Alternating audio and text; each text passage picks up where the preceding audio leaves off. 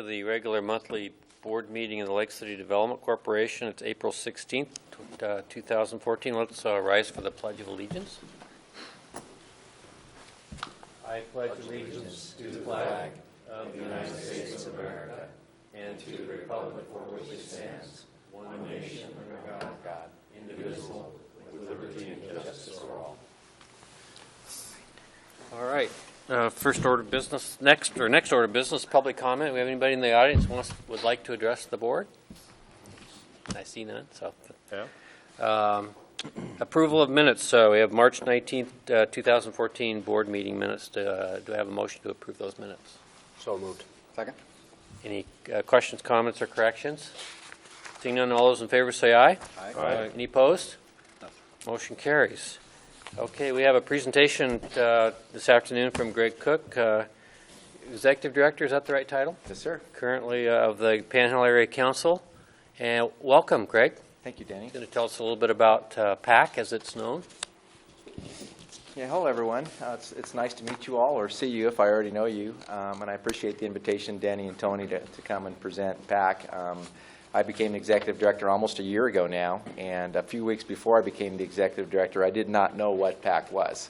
And so as I go around the communities and around the counties in North Idaho, I continually find that many organizations and people have heard of PAC, but they're not always really fully understanding of its mission or the range of its programs. And so I've taken it apart as one of my primary missions is to get the word out, to try to share the word about PAC. And it's been a little quiet for the past couple of years. My predecessor had a long legacy of great successes and great organization, but was ill the last year or two and was not able to do a lot. And I think PAC sort of fell off the radar a little bit. So I'm trying to put it back on the radar. And with a different director, there's a much different focus, and that's as reflective of the difference in personalities. I would never try to fill Jim Deffenbaugh's shoes because he has big shoes, and he has, again, a tremendous legacy, and that's one of the things that PAC should be very proud of, and the community should be cognizant of. And so I just hope to continue that legacy and grow it. And what I'd like to do is go up to the podium so I can use the mouse a little bit, and if you don't mind. I have two handouts for you plus my business card. I'm not going to address every slide in the brief. It was just mainly for informational purposes for all of you. And the brochure, while a little bit out of date, still has timely information on it. And so, again, this is kind of what I'd like to share with you is basically, the mission, the purpose, a few of the things that we're involved in, and give you some highlights on our programs and where we're going from here. So, Panhandle Area Council was incorporated in 1972. It's a nonprofit 501(c), and it was established by the governments of North Idaho. So it is a council of governments. The mayors and the county commissioners of the 5 northern counties are the members of the council, and within our charter there's room for 25% membership from industry, business, education, and other entities, really to kind of round out the membership. It really was established as a cross-boundary regional organization to try to look at issues, problems, regional strategies that cross our borders, that involve the entire area. And so it has been, charged as an agent by the counties and the cities to work with the state and federal government and many entities that might be involved in some of the roles and missions in the area. And what's really interesting about PAC is we really don't own any of the processes. We're really more of a coordinating, facilitating, mediating organization. Much of what we do is bring the players to the table and try to facilitate outcomes, especially if there's a project or an issue that involves multiple jurisdictions or municipalities and that sort of thing. And often we already have city or county or other regional or state or national organizations who bear that primary responsibility. So sometimes we're just in an assisting role or in a customer service role to provide some services on behalf of the constituencies or the groups. These are some of the purposes that I gleaned from our charter.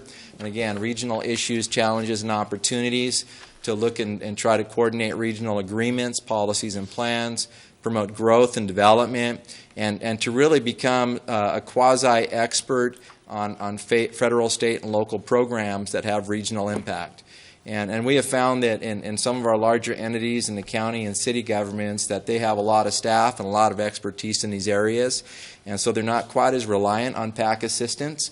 But the smaller towns and the unincorporated communities, those are the areas that really seem to need our help the most. And so we provide a lot of services to those areas in terms of planning, grant writing and administration, and those kinds of things. If I may step back for a moment, I'd like to tell you a little bit about myself, and I neglected that. I'm a child of Coeur d'Alene. My family moved here when I was 10, and this McEwen Field and Tubbs Hill and Independence Point and the old docks were my playground long before they entered their current state. And I went off to college at the University of Idaho and joined Air Force ROTC and spent a career in the military. But I had property and family and friends and associates here, and I came back frequently and watched the many changes that occurred over the years. And as a citizen, as a local boy, I've really been proud of what's happened here. And really pleased to see what's happened. And I look at what Lcdc has done, and it's an amazing change to the city that and I just want to salute you and this group for what it's done, because as a local boy coming home, it's really a nice place to come home to, and it's really a neat privilege and opportunity now to work with you and everyone else to continue some of those activities. So I just want to thank you for that.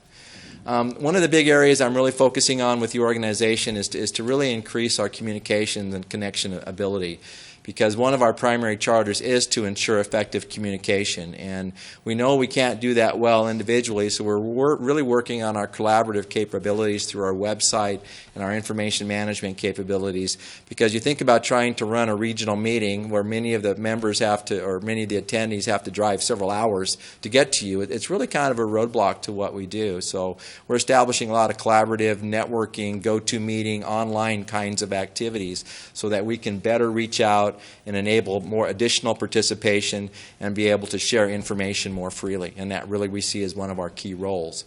Then I'm just going to rip through some of these slides. These are some of the federal and state designations that have been granted to PAC as an agency. And so we are a Certified Economic Development District, one of 6 in Idaho and one of about 380 nationwide. And because of that, we are eligible to participate in several state and federal programs regarding economic development. And in fact, one of our primary charters in strategic planning is partially funded by an EDA grant, which funds one of our positions and some of our activities. So we are designated, all of these things are designations. For example, the Certified Development Corporation, CDC, by the Small Business Administration, gives us the opportunity to be a lender liaison for SBA 504 loans. And there are only a few organizations that are equipped with that designation.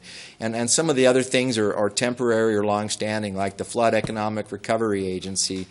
We received that agency during the floods in the Shoshone Valley area back in '96 and '97, and so that designation is sort of retained within our organization.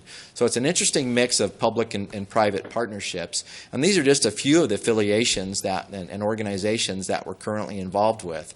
Many people ask us, what's your relationship to Jobs Plus, for example?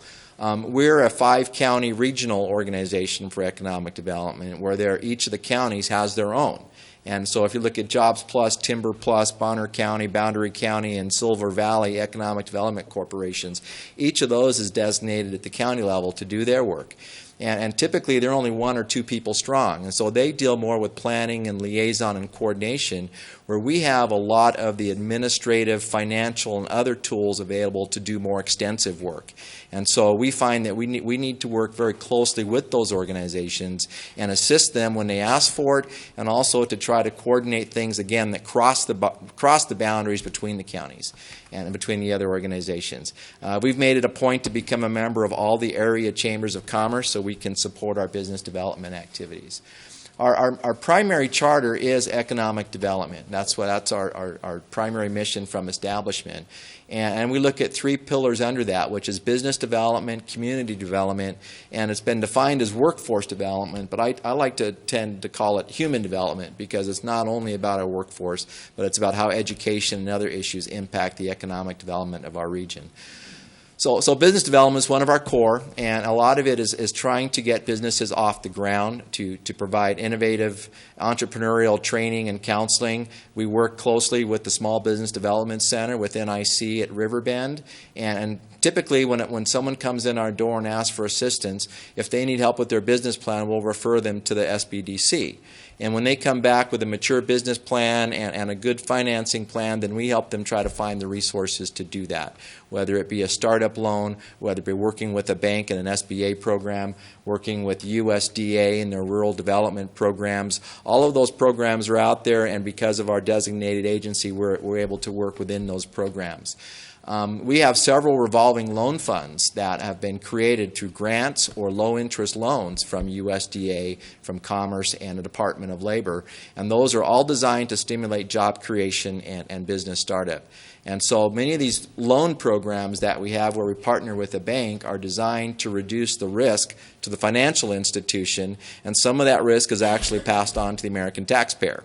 So in the SBA program, for example, SBA will typically back up about 40% of the loan. The borrower injects from 15 to 20%, and the bank carries the rest. And the bank is in the first position. So the bank is carrying less risk than they would otherwise to enable some of the startup activity. And it's the same thing with USDA rural development, business, and industry loans, except in those cases the guarantee can go up to 80%. So if you think about how much it decreases the risk for our financial institutions and allows some activity to start up that might not otherwise occur, that's really the main design behind our entrepreneurial and business development. And our loan funds don't always require a backing agent. We can actually sign those off ourselves with board approval. And again, we use those to start businesses and get them going. If you see the sign up there in front of our building, it says Business Center for Innovation and Development. And behind our office, we have 8 manufacturing bays where we can actually start up manufacturing operations.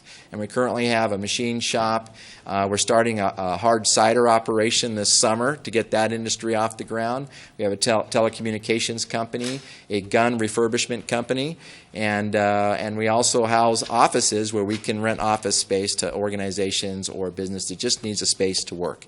So it's a few of the activities that we do to keep things going in those areas. These are some of the loan programs that I mentioned, and again, I won't go into detail on these, but they're all in your packet, and just give you some of the idea of the range of the size. SBA loans can be up to $5 million. USDA business and industry loans can be $10 million, waiverable to $25 million, waiverable to $100 million or more. So these are some really powerful programs that we can bring to help support economic development in the area. And again, we even have a micro loan program, which is almost like a signature loan for short-term cash infusion into a business that may need some inventory, capital, or other needs in the short run. The other pillar in community development support are the things that we do here and some of the things that we've been involved with urban renewal agencies and district creation. And as Tony and I discussed, PAC in the past has been involved in the creation and administration of 9 different districts and agencies throughout North Idaho. And I'll have a slide here that shows you that in a moment. But the main area that we work in is strategic planning and doing a regional economic plan from which a lot of community projects result. And so if you look around the communities, one of Jim Deffenbaugh's first projects was the Coeur d'Alene downtown revitalization that changed the road and planted the trees and went from 4 lanes to 2 lanes. And we've done community revitalization projects in Spirit Lake and Post Falls and Sandpoint and other areas as well, along with sewers and roads and projects that don't really see the light of day. In addition to that, we have what we call a Lend-Lease program where we have built courthouses, schoolhouses, firehouses, and that sort of public infrastructure on an annual lease basis until that community can raise a bond election or finance it through another means. And again, there's a lot of public buildings and a lot of public projects around the region. And as we counted up over the years since its inception, PAC has participated in over 800 projects in the region, and they're all around us. And not only on the community development side, but on the business side, the financing for businesses that are all around us, from the local Wendy's and the Honda dealer to a chiropractor's office or a law firm. Now, all of those kinds of businesses and car dealers, they've all been supported by PAC at one time or another in terms of either starting, retaining, or expanding their business operations. And if you look at the Empire Airlines project, that was one of the biggest projects that PAC has participated in. And I think a sort of an encapsulating kind of exercise, because so many entities were involved in that. And we were able to successfully attract Empire to build their headquarters here. And in fact, PAC owns that building and actually leases it to Empire Airlines, but worked with the county and the cities and the airport and the state and federal offices to do all the coordination to build the infrastructure that includes taxiways, parking areas, roads, sewers, utilities, and everything, because prior to this project, that was just an empty field on the north side of the airport. And now that area is primed for all kinds of commercial development as a result of that project. So it's really an exciting thing to see, and that's just a really prime example of the kinds of things that we can do. These are just the cities and the areas that PAC has been involved in urban renewal. And I put Coeur d'Alene on it because PAC was not involved in the creation of LCDC, but our consultant, John Austin, was when he was working with the city. So, and John is still our primary consultant in the development and execution of urban renewal agencies and districts to get them off the ground. And so it's one of the services that we still offer, which I think, again, we've worked with you a little bit recently, and we're glad to be having that partnership once again. So we thank you for that. The planning function is one of our cornerstones. As part of our Economic Development Administration Planning Grant, we're required to put forth a regional economic strategy every 5 years with annual updates. And the last one was done in 2007. So it's high time to do it again, and we've already laid the foundation for it to work across the region and are getting the structure together to try to execute that. We've also worked together with the 5 other regions in the state. We've aligned our planning cycles, so we're all writing our strategic plans at the same time on the same cycle.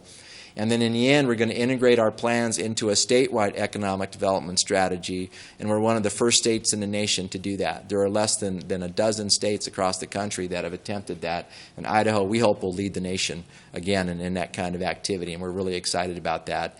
And the timing is that it will all be complete by the end of September, so we think it'll be a really important lead-in for the legislative session next year.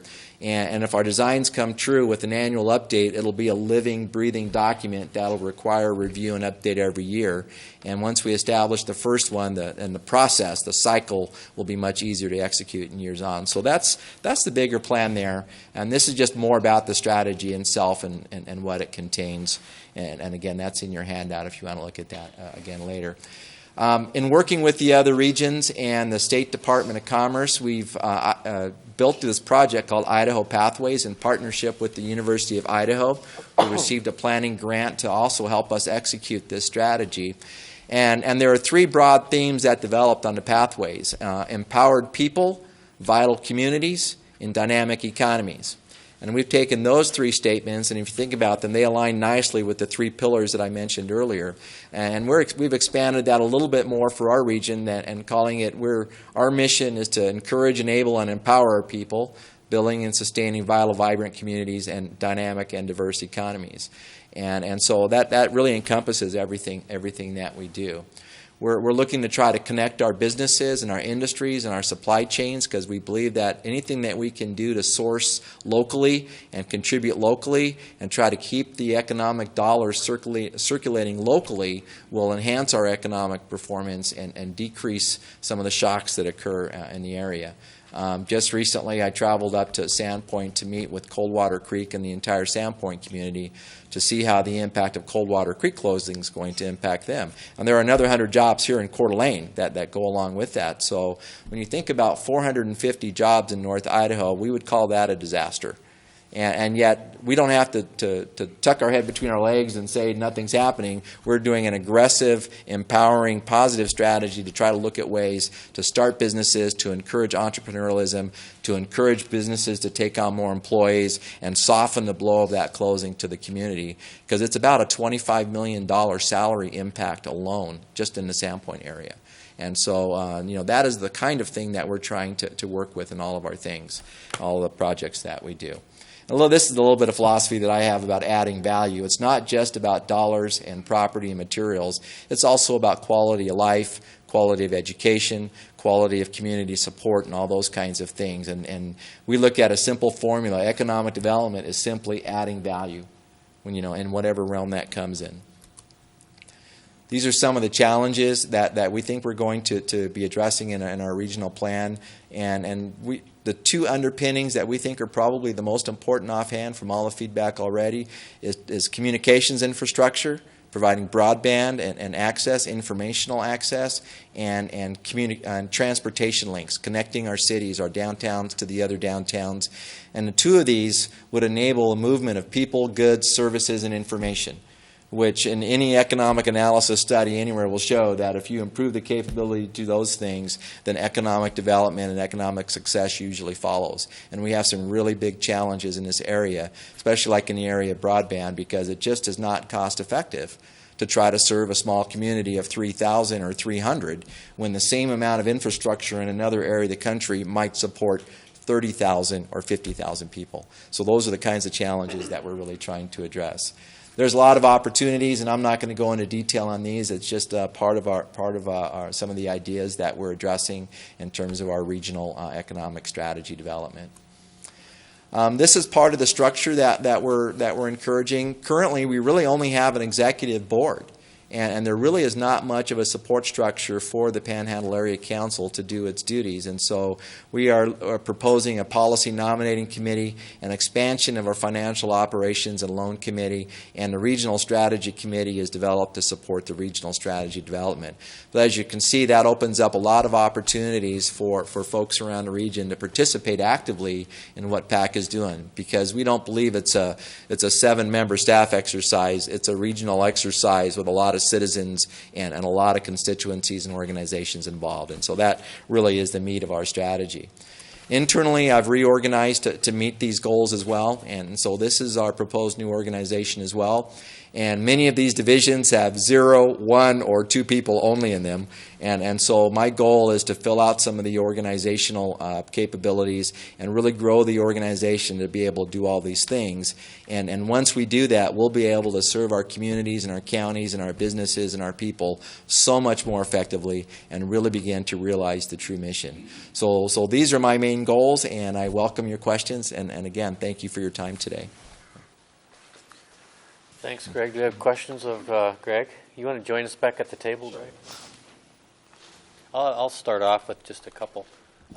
It sounds like you have a fairly varied sources of funding, right? What about local funding? What kind of local dollars are going into this? Our members, we have a due structure from our city and counties based on population. It generates about $25,000 a year. So it's really kind of a base amount more than anything else. We receive some annual grant funding from EDA, which is another $75,000, which funds one position, and then we match that with another $50,000 of in-kind and direct and indirect costs within the organization. Most of our other income is derived from our loan programs, where we'll get closing costs and fees just like a bank would. And then we usually get a small interest point, a quarter point or something like that on top of the interest rate, which then goes into our operating funds as well. And then from our lend-lease programs, when we lease these buildings out, we usually get a small amount. And to give you some idea, we have, I think at last look, it was over $10 million worth of real estate that generates a net profit of about $3,000 a month. So we carry an awful lot of financial risk in carrying the mortgages, but that's the nonprofit status of what we do. And so, but it's looking at it from a financial management standpoint, it's a little bit scary sometimes because there is a lot of risk there. But the customers are the municipalities and the communities, and one of the ways that they get tagged in is they usually come up with the down payment, and so they're pretty heavily vested in it. And we just carry the mortgage. And at the end of a 20-year mortgage, when the mortgage is paid off, that property is sold to that community for $1. So it's an interesting way to gain public infrastructure. And there's been some interesting challenges to that whether it complies with Idaho state law. And apparently it's passed judicial review. And there's just enough ambiguity in the law because it's on an annual leasing basis versus a long-term commitment from current elected officials to commit future elected officials. That's the little incongruence in the law that allows us to do that. But that's where we absorb that risk. And then we actually ask for fees for service in some cases to do some grant applications. I'm actually developing more of a financial case for charging fees commensurate with our costs, so that we're not taking away our capability to do more. I'm kind of looking at our fee structure as like a revolving loan function. If you pay the fees, then we can do more. We can continue to do what we're doing. In the past, some of our services have been given so freely that it's actually taken away from our capability to do more. So it's been an interesting journey to see how the finances work in it.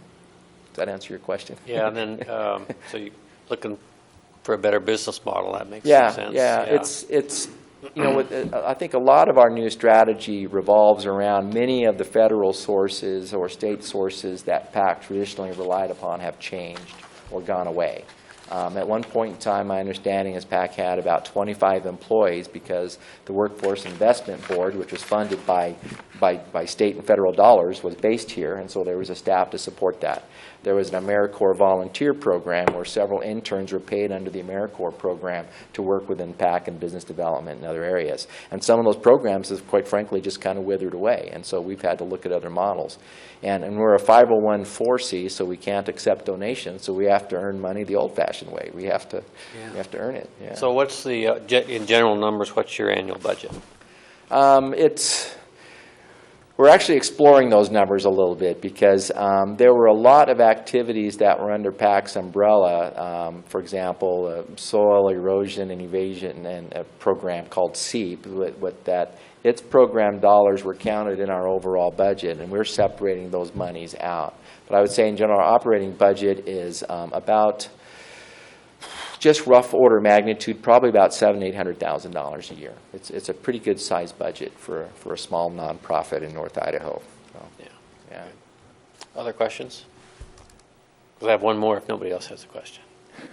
Your incubator function, it sounds like you're about half to 60% full. Is that, what's been the demand for that? It's actually 100% full. Yes, okay. It was designed to be bring in a new business for a year, maybe extend it to 2, and try to grow them into the economy. The idea was that they would receive oversight, counseling, accounting support, low overhead, and it's turned out to be a little bit of a subsidized overhead versus so it's a little bit of a cost area for us.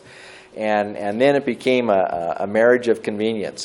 2 of our residents have been there for 8 or 10 years, and so that low overhead has been really helpful for them, but it hasn't allowed us to encourage more businesses to rotate in and out. So we're working with them now instead of just saying, you need to be out of here in 6 or 12 months. We're working with them to devise a strategy and a plan to enable them to grow into the economy in a way and to find new quarters, basically, so that we can make room for more. And again, it's the program has evolved over the years, and its original charter, though, was just that, to be in and out within a year or 2, and that's where we're trying to go back to. Great. Other questions? Brad? Questions? So, and I actually remember working on the grant for the downtown way back in the day in Really? the 1980s with Jim, yeah. So that was great. So one of we have several missions, and one of our key missions is economic development, infrastructure, and job creation. So, of course, we're limited by our urban renewal district, but I guess if there's anything, as you're kind of learning your way with PAC and redeveloping it, if there's anything we can do to help you create some jobs in economic development, or maybe we can find some ways you can help us, I guess we'll have to try and get more used to each other and figure out if there's anything we can do to have a synergy. I couldn't agree more, Brad, and I'm really counting on that cooperation and coordination, and the thing that I look at is that collaboration should begin early, and that's relationship building, which is why I wanted to come in and speak with you, to develop the relation and understanding of our missions. As we see, we don't want to step on other people's toes. I don't want to step on your toes and take on your work, but I know that we can support what you do and be a partner with you in some of these activities. And so, whether it be idea generation and planning and strategy, or if you need some help in creating a district or administering some part of it, if you identify a project that needs some funding, we can look at our programs and see how they fit.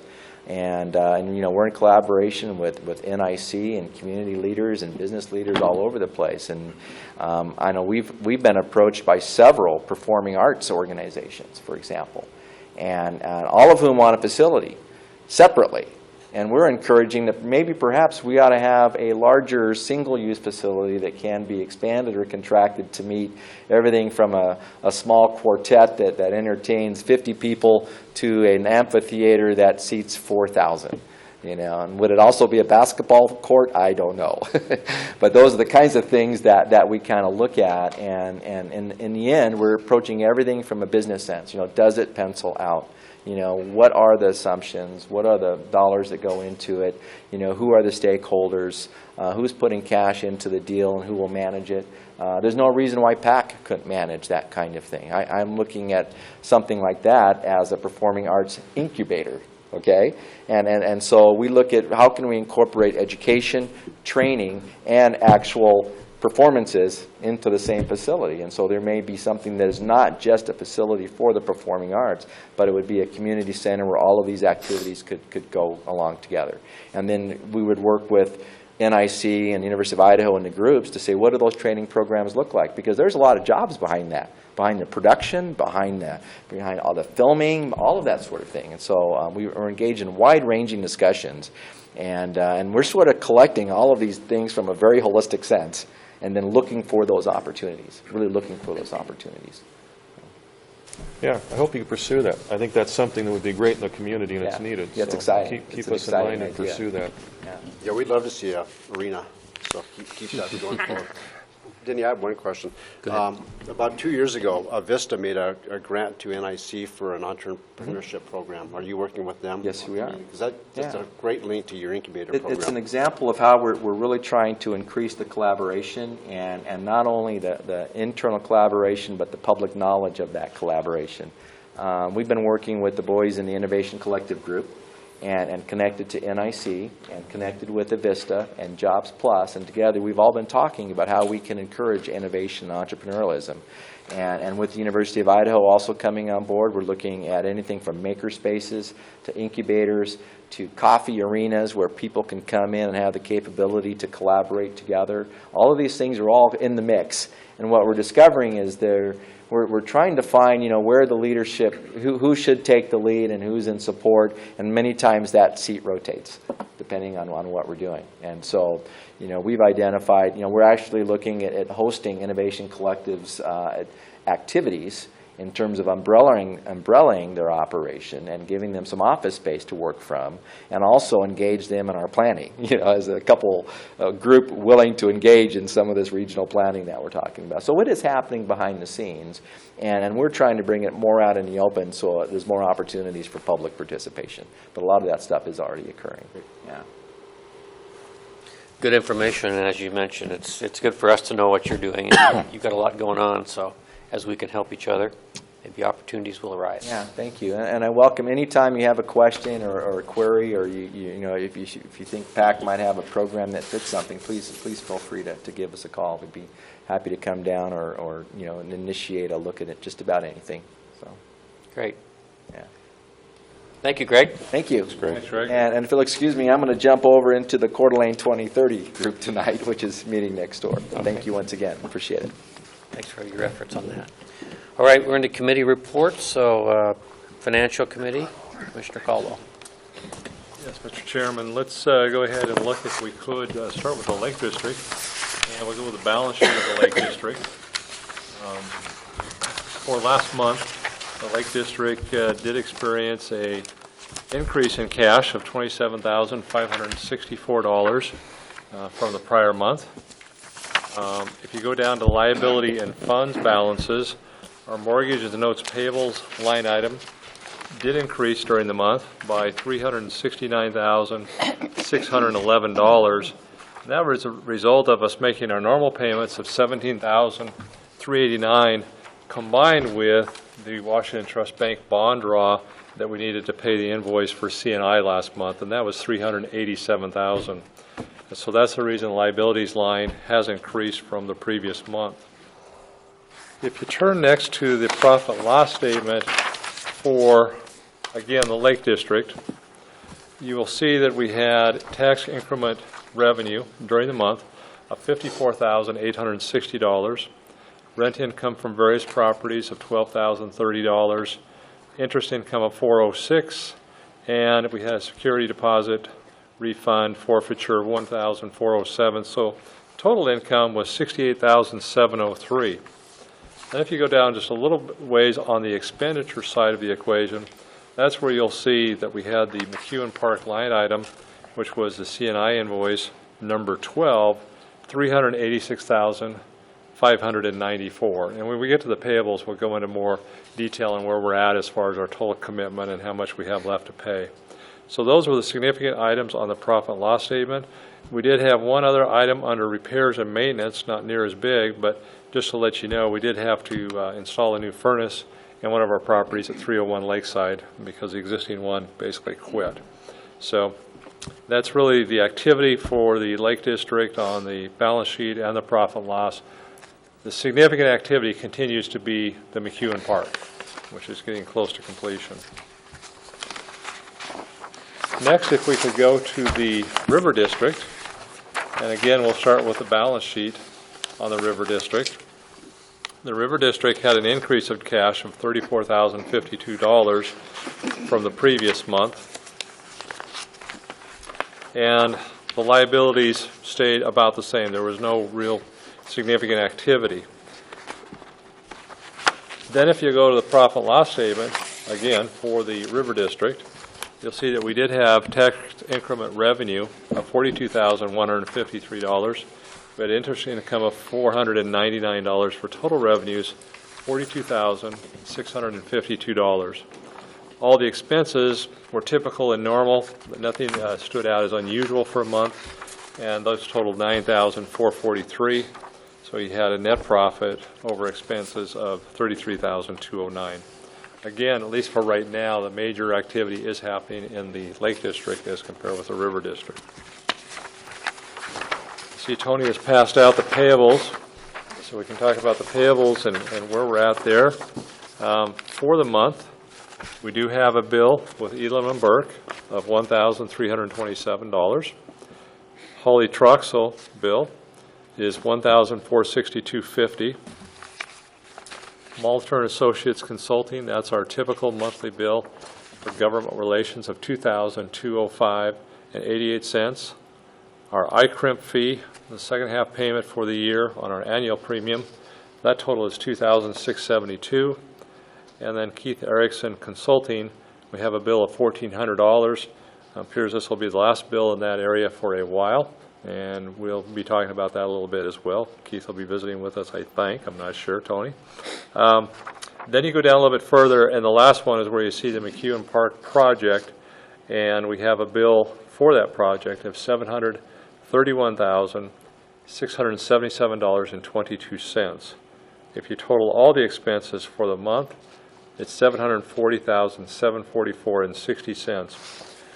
I would note, if you look a little bit further at the bottom on the right-hand side to see how much Lcdc has left to fund on the park, and then you can see how much the city has left to fund, you'll see that our remaining balance is $863,435. So probably what will happen is we'll have one more significant invoice next month that may take care of the rest of our funds, and then the city will be funding the rest of the balance. Appears everything's on schedule for the park, and that has certainly been the bulk of our activity the last number of months. So any questions about the financials for either district or the payables that we need approval to pay? Questions of Rod or a motion? Move to approve the payables And the financials? and the financials. Second. Moved and seconded to approve the financials and the payables for the month. Is there any discussion or questions of Rod? Seeing none, all those in favor say aye. Aye. Any opposed? Motion carries. Okay. Tony's got one other item. Just to finish out the finance report, I'll pass these around. If the finance committee could not take a copy, since you already do, this is just our quarterly report that I publish every quarter, just updating the board on the initiatives that we have in place, as well as our status of our strategic property portfolio. Once again, as always, just if you have a chance to look through it at your leisure and give me a call with any questions you might have, be happy to chat with you about any element of this report. It's really a nice document that Tony prepares, because you can see historically what we've done, then you can see exactly where we're at with our various properties as far as debts and what's happening with those. So as he said, as you go through it, if you have questions, let him know. But it's good information to go through once a quarter, for sure. So, Mr. Chairman, that's all I have for the Finance Committee. Thank you, Rod. Housing Committee, Commissioner Goodlander. Well, we had a meeting with the neighborhoods about 3 weeks ago on the Midtown project. Douglas Peterson from Boise came up for that meeting, and it was, I think, a very effective meeting. It was well received, suggestions from the neighborhood. They are moving forward with the process right now. Last word I heard from Mr. Peterson was they're finalizing with their board an agreement to go forward. Their next step will be to do a market study, and then if that comes back in a satisfactory manner, the final step will be to apply for the funds in September, and then through the winter design process and spring build. So I'm really pleased with how that's going and getting some very positive. In fact, Keith, I've got several comments by email on the Lcdc newsletter where you showed that project, and they've all been very positive. So thank you. And I think that's pretty much it. Okay. Questions of Deanna? Thank you for that report. Parking Committee, Commissioner Jordan. Okay, the Parking Committee met on April 1st, and they were still anticipating, a May, probably mid to later May, completion of the parking structure. Diamond will be managing it. They're still finalizing the contract. They don't plan to change the fee structure anytime in the first year anyway, and they're going to see how that operates. Let's see, down at the boat moorage, we have that dock for public boat moorage for people that commute into town to do their shopping or whatever, or people that need to stop and out boating and stop and use that. Anyway, that's short-term parking, but I think several people apparently have figured out how to maybe game the system, and they're using it as summertime moorage for the entire summer, and so they're working on developing some laws. I guess charging for overtime parking on boating is different legally than on car parking, and so they're working on some ordinance changes. They also were investigating impounding the boats. There was some concern about liability on that. So that's something they're working on. Also, we had a presentation on bike corrals. You may have seen an article in the paper. And that was received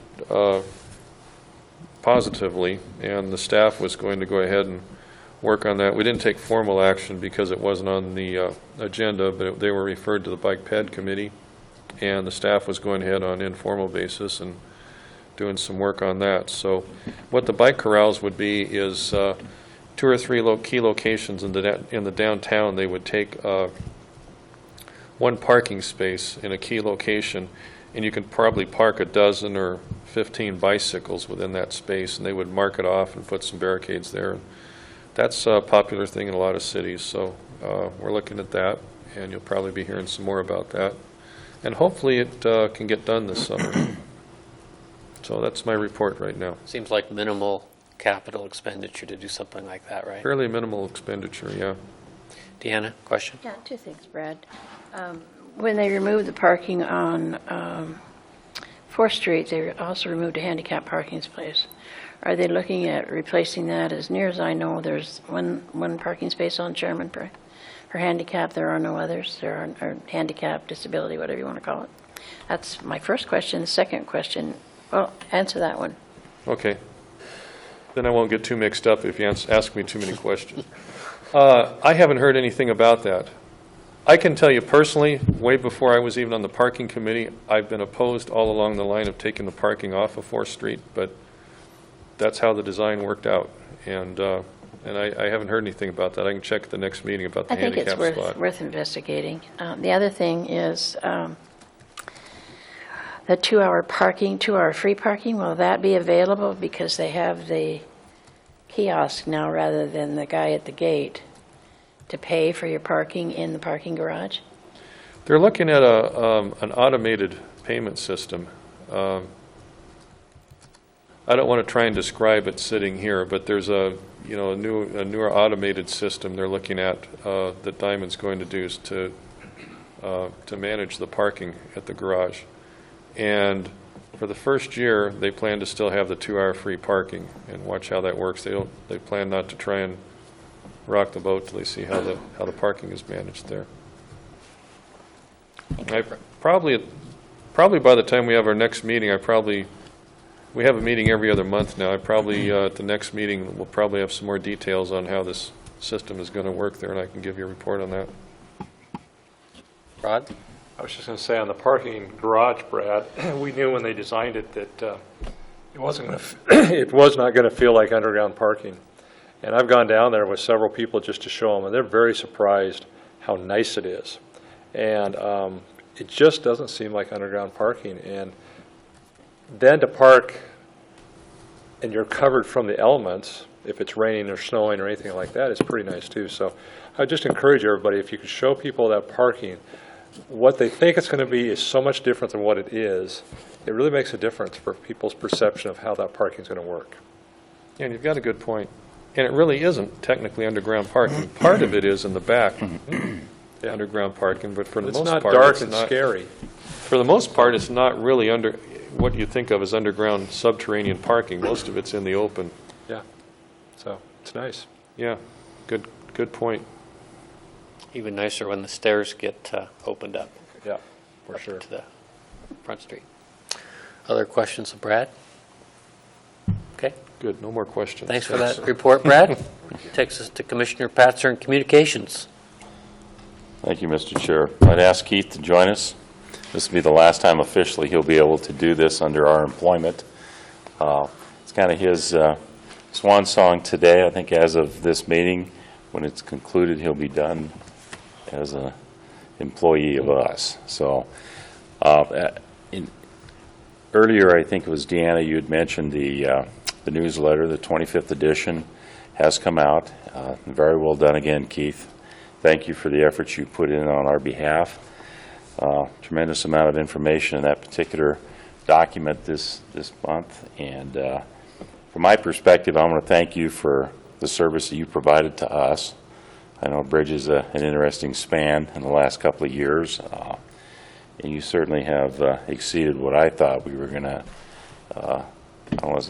not as a detriment to you, but exceeded what my original inclination of what we were going to do, and it's through your professionalism and through your contacts. And I don't want to speak on behalf of all the board members, but thank you very much from me for doing that for us. And I want to thank you, too, for your willingness to agree to continue to serve our community. I'm sure you're going to continue that benchmarking that you've done on our behalf with the city of Coeur d'Alene. So I want to congratulate you and thank you, Keith.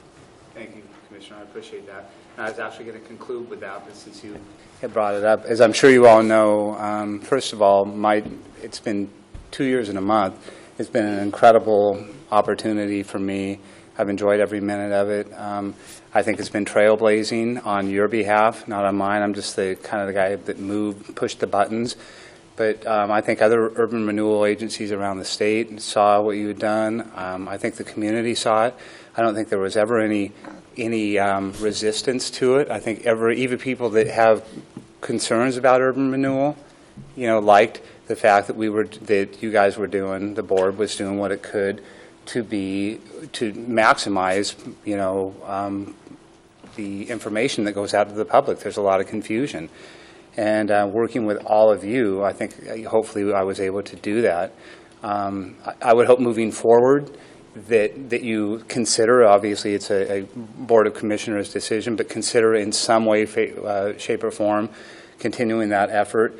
Like I said, I think it was well received and paid off. I think a lot of people learned. A lot of people maybe on the line, they learned more. And we grew a newsletter list from 0 to nearly 400, and it continues to grow. And we get positive feedback. I think Commissioner Patzer told me from across the state, not just locally, from other boards that have seen it's been successful. So with that said, I've enjoyed it tremendously, and working with Tony has been great, and all of you have all been accessible.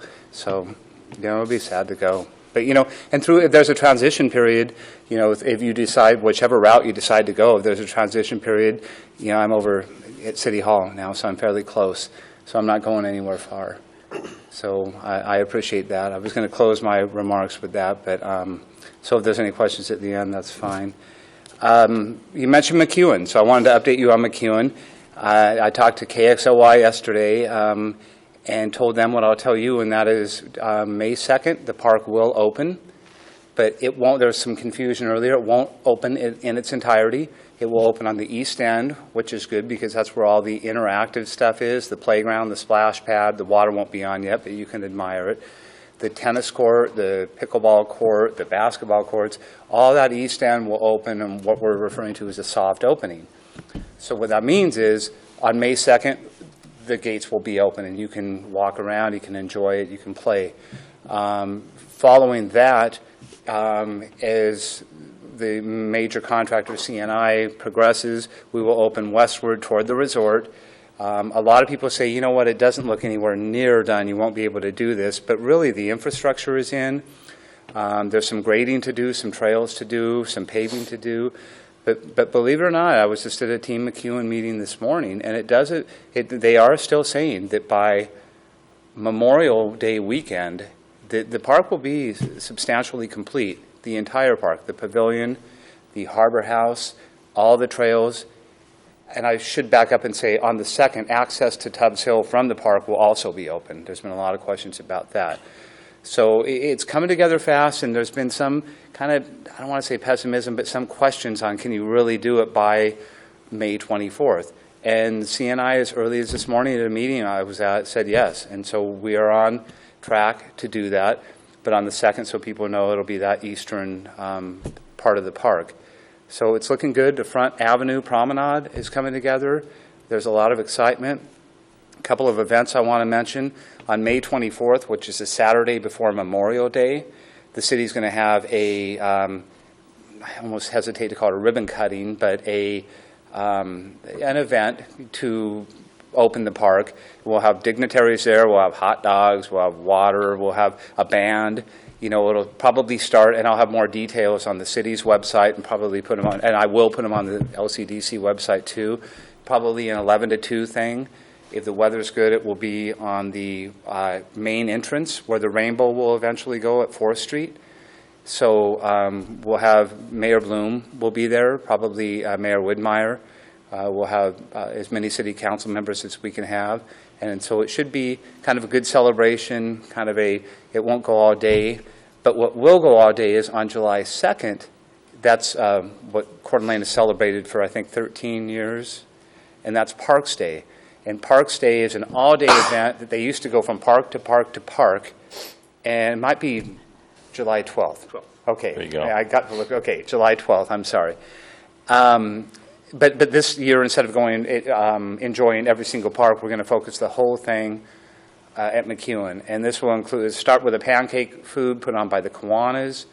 There will be festivities. There will be a fire truck there, and the police department's going to bring its motorcycles and give out badges. And there'll be food and fun and festivities. That we used to close it with a movie at night, but the Rhythm Dogs, a popular local band, they're going to play at night. So all day long there will be tons going on. And by then, even though the park will have been open for a while, the seed will be kind of maturing. You can walk all over and enjoy the whole thing.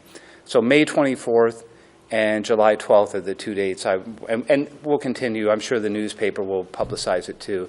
But those are 2 great events that I look forward to. So McEwen Park is coming together. I mean, I even walk down there almost every day, and I think, how can they do this? But just to set everyone at ease, I mean, the major work is done, and it's some concrete work, and, knock on wood for decent weather, it should be open. So with that said, I wanted to talk to you, I mentioned last month about media outreach, and we had talked about our successful Huckleberries ad that we had in the local blog, that we had some good numbers on. I'm not going to bore you with those numbers, but we had a lot of interaction. We discontinued that over the winter because there was no activity at the park. And the main thing they do is go to our website They go to the website, and the main thing, they click on the webcam. And Mr. Patzer and I talked about, well, the webcam broke, or it wouldn't update, but every 12 hours. Well, they have fixed that, manually fixed it. I don't know if you've looked at it. So it's updating every 5 minutes, and I can guarantee you in the next 2 to 3 months, you're going to see, every 5 minutes, you'll probably see a change. So coming back to that, my recommendation is that we resurrect that commitment with the spokesman review for Huckleberries. We got a lot of activity on our website for it, not just for the website, not just for the webcam itself, but they were exposed to our website. And I've been talking with the person who runs that for Huckleberries, and given the okay, she's got the link and everything, and within an hour it could be turned on, and they would prorate it. And I would recommend, I was talking to Mr. Burns about going through June, but I think through July. I think you're still going to see some stuff, but we can cut it off, or it's a month-to-month thing, and we can immediately start it. I think it's an exciting thing to do. And I remember that Commissioner Patzer mentioned, well, what about the Osprey webcam? So was it you that somebody had asked me about it? I talked to the Parks Director, Bill Greenwood, today, and unfortunately he was working on it, but the Ospreys came back before we could get the camera up because he was looking for funding. So there won't be an Osprey camera this year. It might be something to pursue next year. So, because that would be what a great thing, because our ad could link to the Osprey camera too, and they're up there. Believe me, I see them quite a bit. So my recommendation would be to go back to that ad. I think we got a lot of exposure on our website. It's an educational thing for the public, and it's situated kind of looking down toward Harbor House in the West End, where you're going to see all the activity. The East End is pretty much done, so it's actually in a good spot now. And then with that said, I went reverse on everything I had to say, but that's it. I just want to mention my role moving forward, the McEwen events, and the opportunity for Huckleberries. So I would entertain any questions. Other questions, Keith? Mick? There's a push to try to get more of the pavers sold. Is there a website or some place to go to get more information on the pavers? By the I'm aware of the donor wall. Maybe that's what it is, the donor wall. I'm sorry. The donor wall. Yeah, because the pavers, unlike some places that have the bricks, I don't think that any of the pavers, at least at this point, although you kind of brought up an interesting point. Yes, the city is working directly with the Panhandle Parks Foundation. So it's panhandleparksfoundation.org. And Kim Stearns is the one, and you're right, they are looking for, they've sold a lot, and there's only X amount to sell. So it's kind of a hot commodity lately. They've sold dozens of it, but that's where they would go, is to the panhandleparksfoundation.org. Right. And Kim Stearns is the executive director. Other questions of Keith?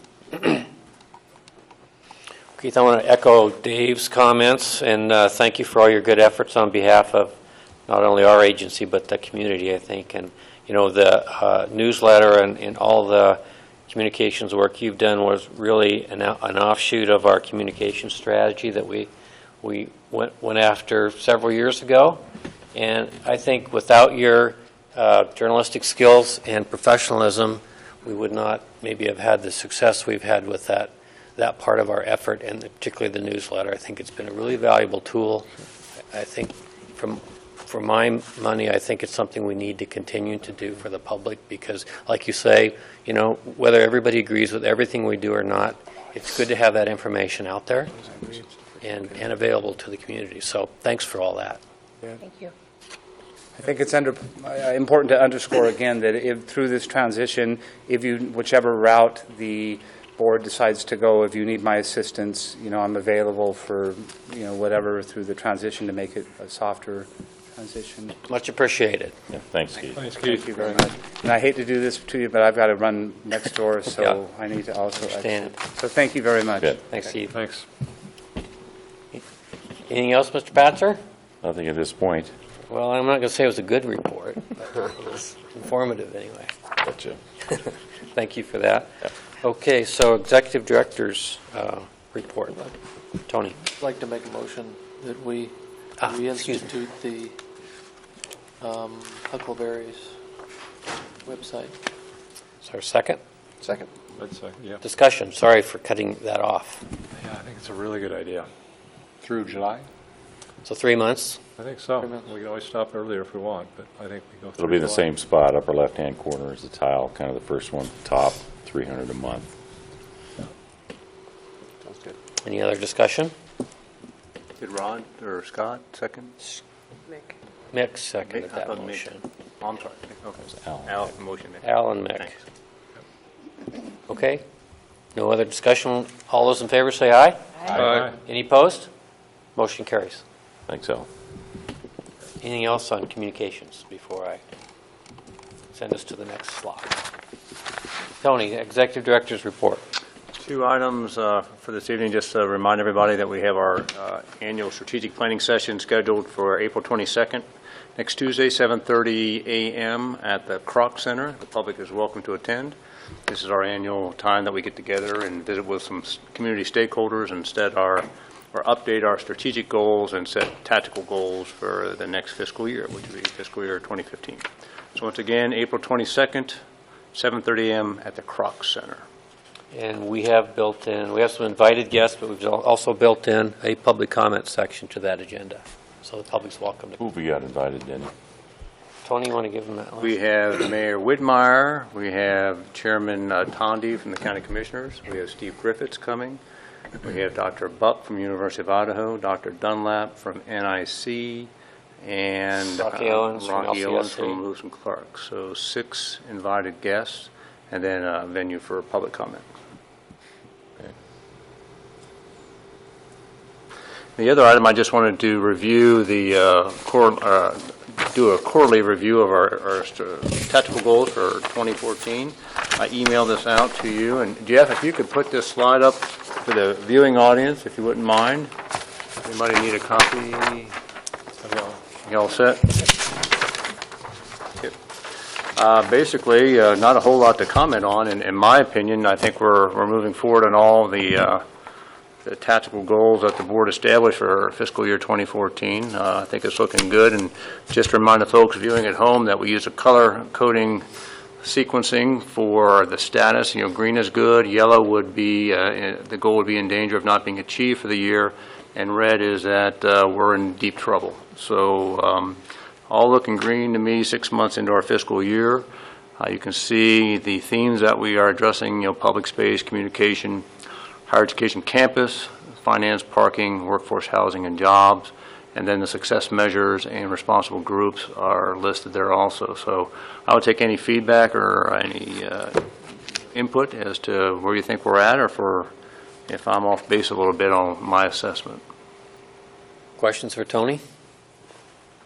I think if it's all green, why argue with you? There you go. I argue with success. And this will, on Tuesday, we will update this for 2015 based on any change in our strategic thinking. Yes, Dan?